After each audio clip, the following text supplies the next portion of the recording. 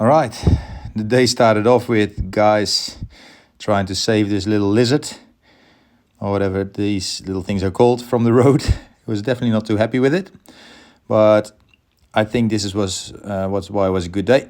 A little bit of karma, getting ready for us to have a good day of flying.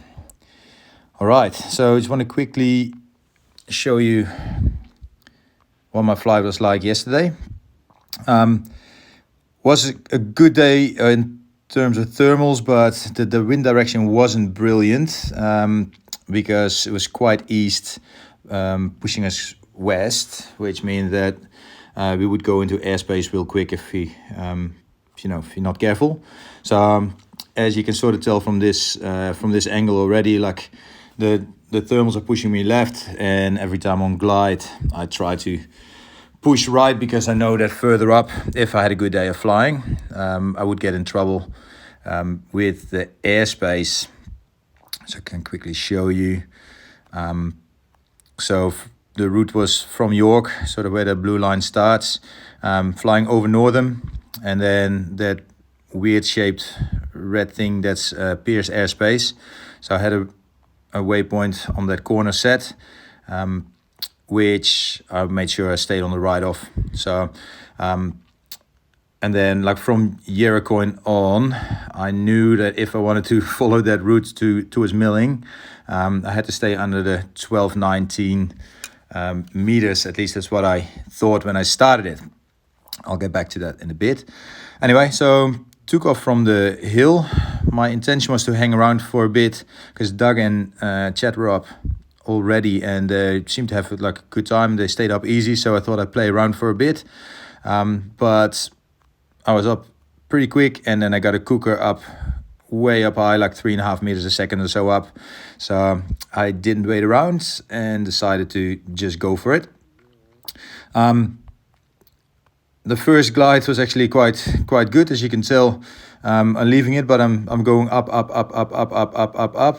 Then I started realizing, like, hey, this is a great line, but I'm already getting pushed west, and this is going to get me in trouble later on. So I hooked a right, and then got myself in a bit of trouble because, as you can tell, I'm searching and I'm making all kinds of movements because I feel there's something around and I can't quite get it.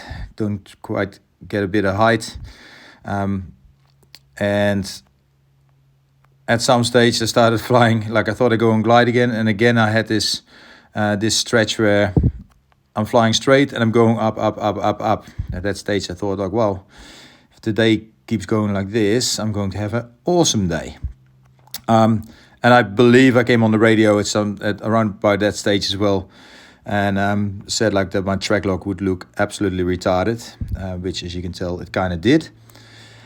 After the glide, again, a bit where I'm searching for something but not really getting anything, stay at the same height for a little bit, then getting quite low, getting something else just before Northern, but then also losing that. And as you can tell, even this one, I don't gain much height.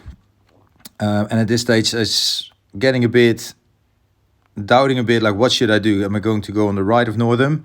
Then I have to push into wind pretty hard, which I was kind of scared that I would put me on the ground, or go left of Northern and go too far west and have to push into wind later on. So, or do I glide towards, and I wasn't sure if I was going to make the glide towards the oval, put it down if I don't get anything, but bank on that Northern would work and actually produce some thermals. So I decided to go for the latter. I did get a little bit worried in this low bit here, because I'm over the houses there and getting quite low and nothing's happening. And at that stage I was getting kind of doubtful that I was actually going to make the ovals. But true as nuts, I'm getting a good cooker over Northern, which, as you can tell, I'm riding all the way up.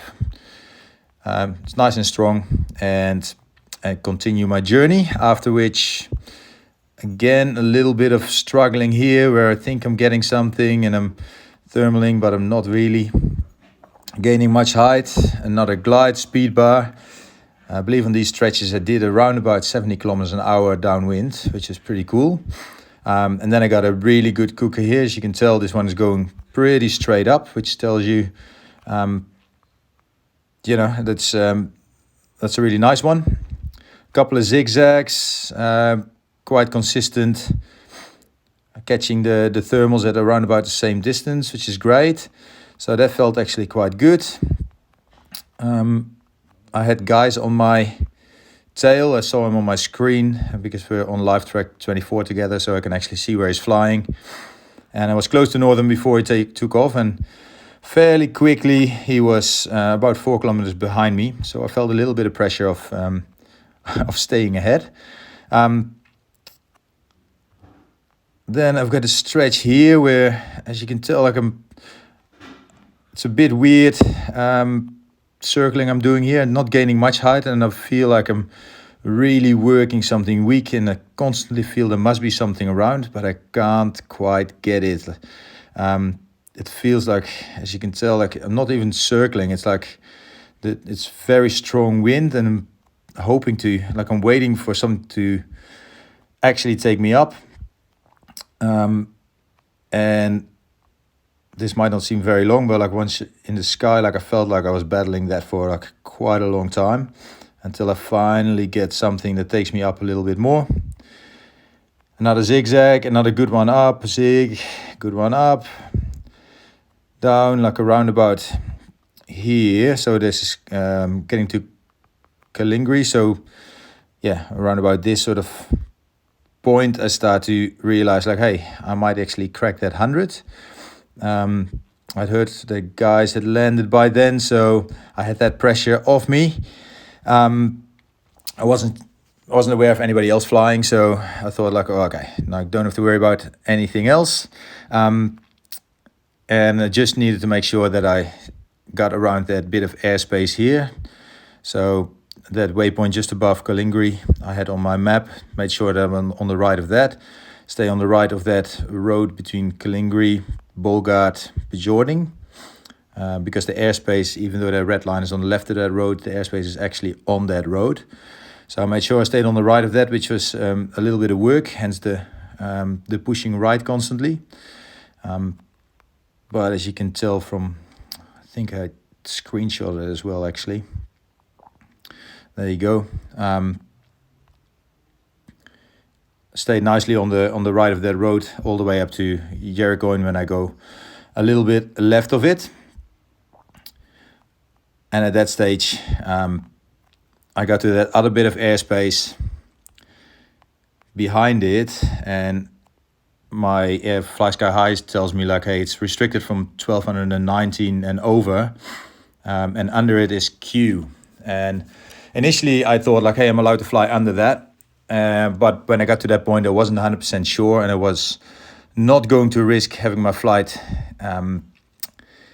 cancelled just because I flew into airspace in the last little bit. It was already low, so I tried to stay on the right of that airspace, but I had to push practically straight into wind, and I was only crabbing to the left in the last bit. So I was never going to stay up very long, and it was a crab and glide down and put it on the ground about 5 or 6 kilometers past Jericho, which was 116 kilometers from York. So pretty chuffed with that. Bettered my personal record, which was 105 from last season. And very lucky that I started walking because I had no reception at the time, so wasn't sure if anybody was coming to retrieve me. So walking back to town, thought I had to hike about 5 kilometers, but about 2 kilometers in, I had guys coming on the radio that Doug had picked him up, and they were close to picking me up, so which was beautiful. So Doug, once again, thank you very much for the pickup, and let's go flying again.